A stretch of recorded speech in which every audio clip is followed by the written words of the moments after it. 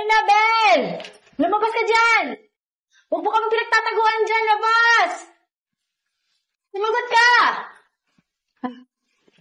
Excuse me po. Anong atin? Ate, nandun ba si Bel? Ang ganda lang ng mga nabili kong bag. Wow! Mukhang nag-shopping ka na naman ah. Iba talaga pag-rich. Uy, tsaka mukhang mamahalin lahat to ah. Siyempre naman, no? Alam mo namang allergic ako sa mga fake. Kaya, pang-branded lang talaga ako. Hindi ako katulad mo, no? Na mahilig sa mumurahin. Actually, kulang pa nga to eh. Kaya lang, napagod na ako mag-shopping eh. Next time ko na lang bibilhin yung mga bet ko. Iba na talaga pag mayaman. Ikaw na talaga. Uy, baka naman yung mga hindi mo ginagamit na bag. Bigay mo na lang sa akin. Alam mo, kahit ibigay ko pa sa'yo yung mga pinaglumaan kong branded na bag, hindi yan babagay sa'yo, no? Kasi pangmumurahin ka lang. Kaya huwag kang feeling dyan. Grabe ka naman.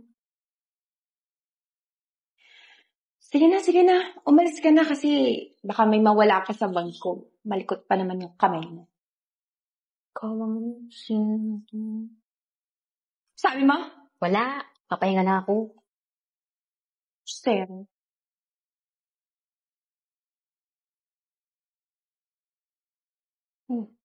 Hindi nga kita mapapahiram. Naka-time deposit yung pera ko.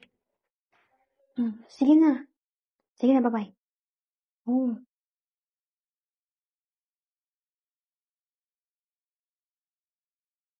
Wow! Kahapon, bag tsaka damit ah. Ngayon, alahas naman. Iba ka talaga, girl. Dami nating pera. May pupuntahan kasi akong party. Siyempre, dapat bago yung alahas ko. Tsaka damit. Alam nga magmukha akong pulubi sa party na yun, diba?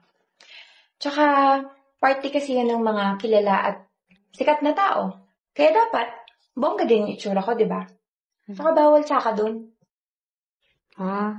O sige, girl. Enjoy ka sa party mo ah. Good luck. Salamat.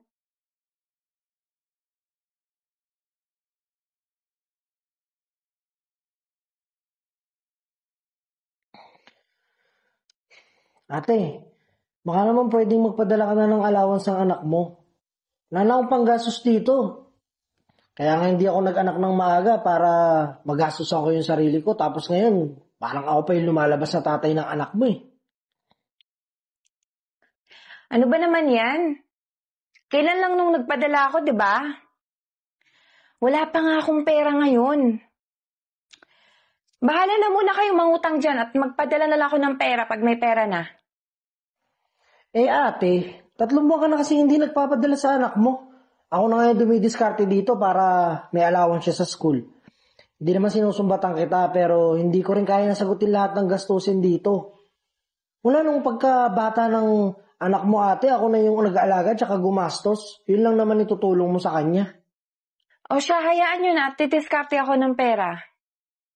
Basta tawagan ko na lang kayo pag may pera na, okay? Sige ate ha, saan ko yan. Sige na. May gagawin pa ako.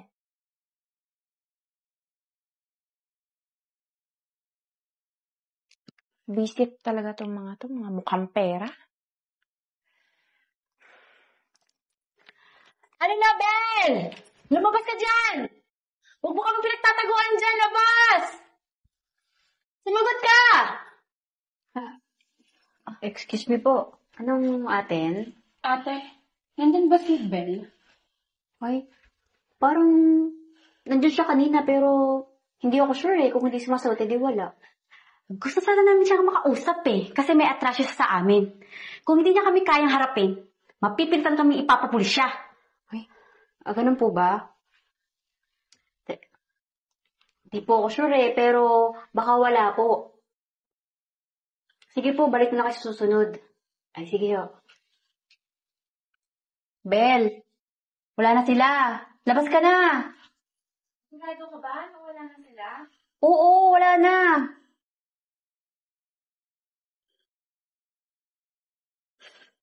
So, ano na? After mo kaming utangan ng malaking halaga, pinagtataguan mo kami? Ang kapal din ng mukha mong babae ka? Tsaka may napagsabi sa amin na panaibili mo daw ng mga luho mo. Ano, feeling mayaman lang, te. Magbayad ka na sa amin. Pasensya na kayo Hayaan nyo gagawa ko ng paraan para makapagbayad sa inyo. Aba, siguraduhin mo lang. At kung hindi, mapipilitan kaming ipapulis ka. Tandaan mo, pinaghirapan namin yung pera na yan, no? Kaya sana, kahit konti, makonsensya ka. Bibigyan ka namin ng palugit. Kapag hindi ka makapagbayad, sa pulis na tayo maghaharap-harap. Kaya huwag mo kaming gagaguhin. Huwag kayong mag-alala. Gagawan ko ng paraan. Pasensya na talaga. Tatandaan namin yung sinabi mo, ha? Dahil sisiguraduhin namin na kahihiyan ang aabutin mo kapag hindi ka nagbayad. Tara na nga. Kapal na mukha.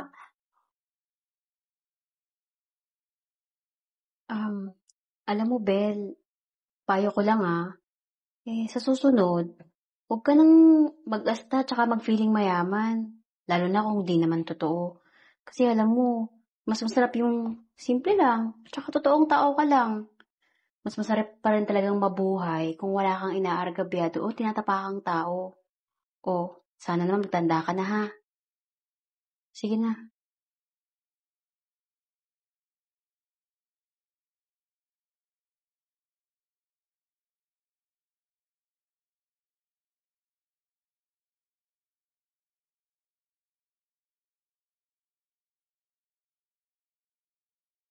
Alam nyo ba na ang paborito nyong Aguila Gourmet Meats ay nandito na sa Dubai? At mabibili lang ito sa lahat ng West Zone supermarkets. Kaya ano pang hinihintay nyo? Bili na!